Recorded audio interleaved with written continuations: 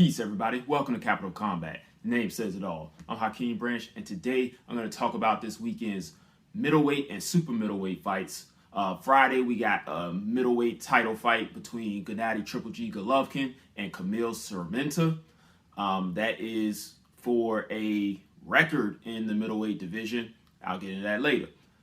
On Saturday, we have the super middleweight title fight for pretty much all the marbles between Callum Smith and Saul Canelo Alvarez.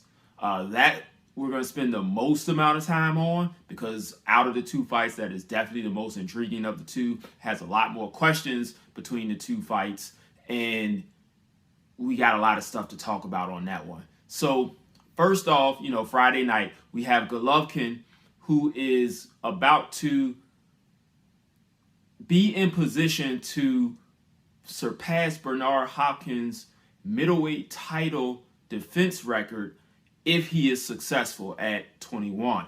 Bernard Hopkins had 20 successful title defenses and ended up losing his title to Jermaine Taylor, and the rest is history. So Szeremeta isn't really known, not really tested.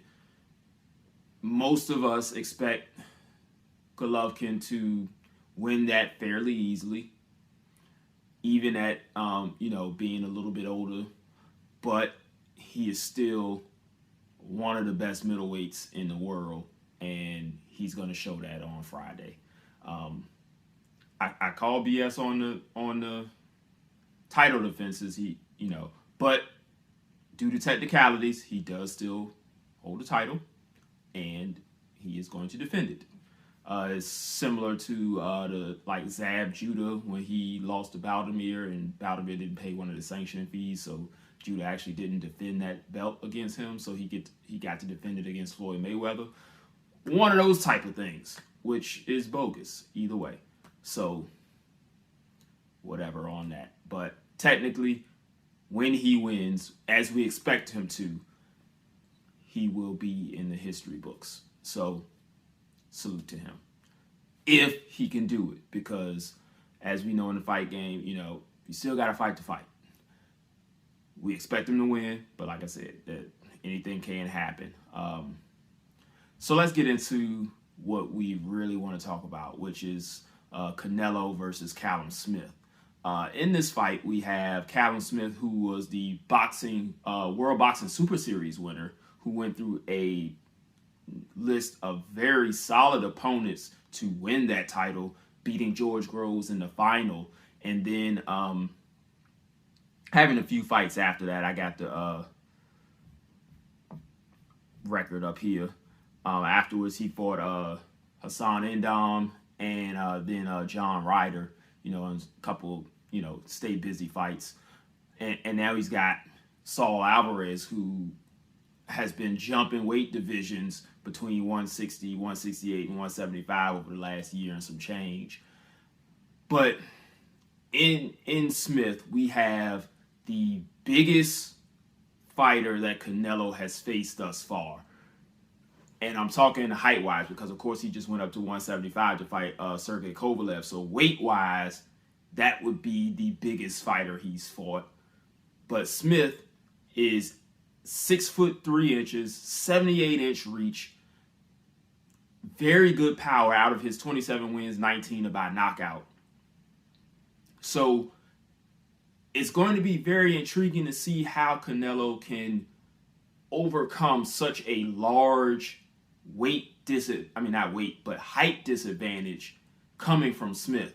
And can Smith utilize that height advantage throughout the entirety of the fight, which a lot of people are thinking, I talked to Rob about this, and he was like, Canelo just got to get inside, and then he'll beat him up because he doesn't really have much of an inside game.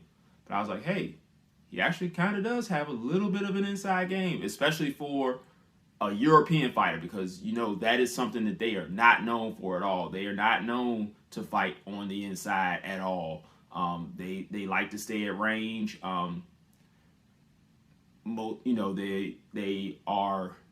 They're into the traditional boxing for the most part. outside of like Ricky Hatton, you don't really see too many guys that are really getting right in your face and mixing it up. But Smith is very good at moving his body once someone does get on the inside, because once when he's out at range, he doesn't really need to. So once he's out at that jab range, he is not, moving his head, being slick, as they say, like someone like Canelo is, who's 5'9", and I mean, like I said, this is a very large amount of height that he's gonna have to get past, a lot of range in order to land his shots. Now, he's been in there with guys who were slightly taller than him, like Danny Jacobs, like Sergey Kovalev. He's been in there with taller guys. Lara was a little bit taller than him. Austin Trout around the same size. Him and Mayweather were around the same size. I think Mayweather had a lot longer arms. But yeah, looking through this, he's fought some big. Rocky Fielding was a taller fighter. Chavez Jr., another tall fighter. Amir Khan, taller than him at 5'10". So that's still another 4+ inches to overcome over someone who's like 5'10", 5'11". When you get to 6'1", 6'2", 6'3", and I'm 6 feet. So can Smith utilize his jab? He has a very good jab. He's not the fastest fighter that's going to be in there. I believe Canelo's hands are faster. Also, Canelo's combinations are going to string a lot quicker than Smith. However, like I said earlier, Smith has a lot of power. And power that Canelo may not have experienced to this point. Not from a big guy like this. He went up against Golovkin, who has wear you down type of power. But Callum Smith gets guys out of there really fast. He has, I believe, 10 first-round knockouts. And that most of his knockouts outside of Groves, which happened, I think, in the 9th round. Let me look at this real quick. The 7th round, sorry. His fight, like, he could carry that power into the middle rounds. So Canelo's going to have to be on guard for the entirety of this fight.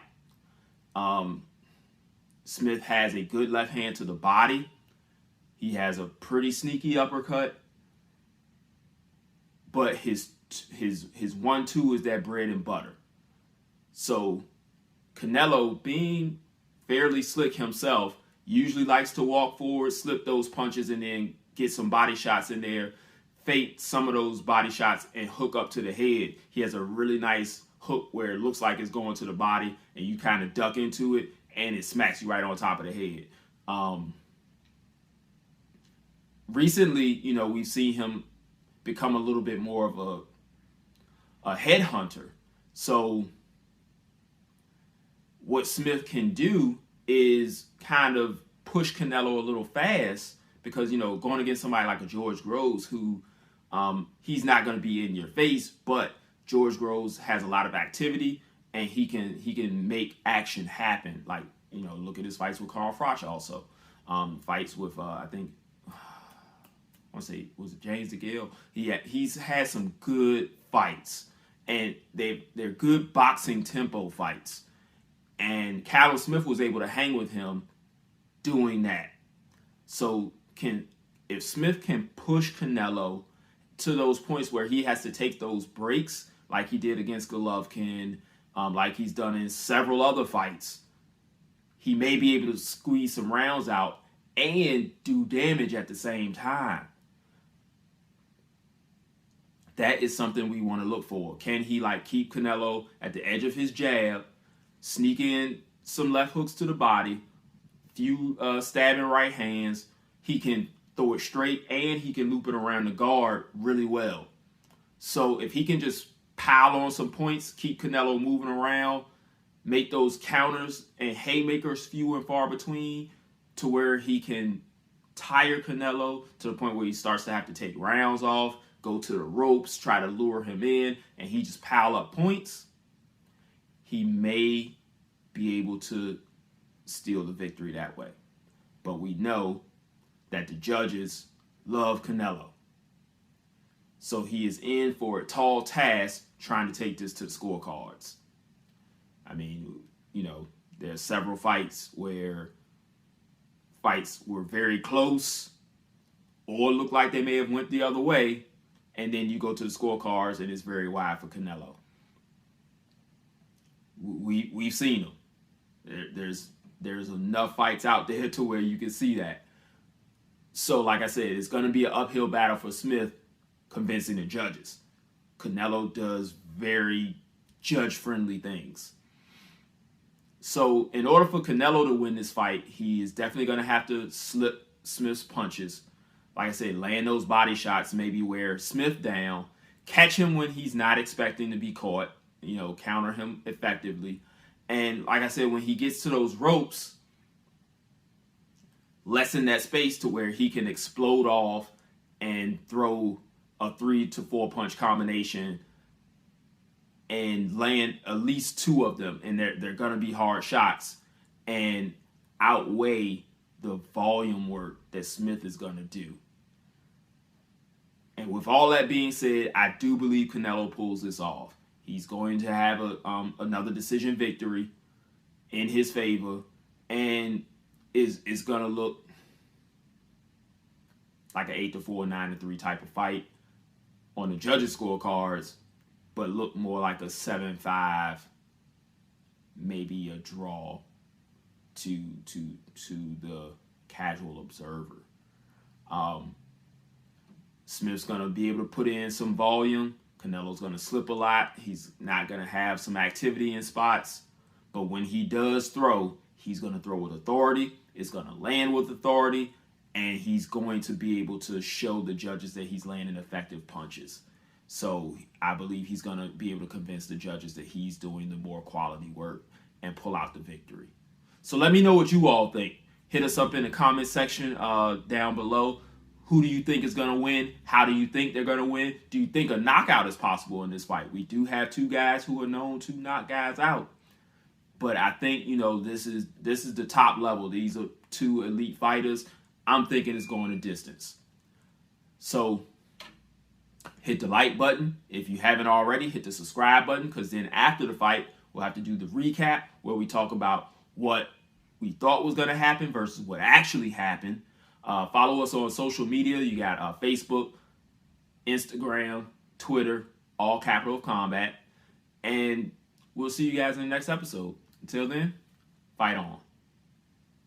This round 1 and you've already lost. They don't seem to see that everything we've done is coming and cost. My fists are on fire. I perform till I perspire. My demons are in a rage. Keep thinking that it's a game. I kick rhyme, hurricane. I told them I don't play. I'm liquid. Black Street Fighter.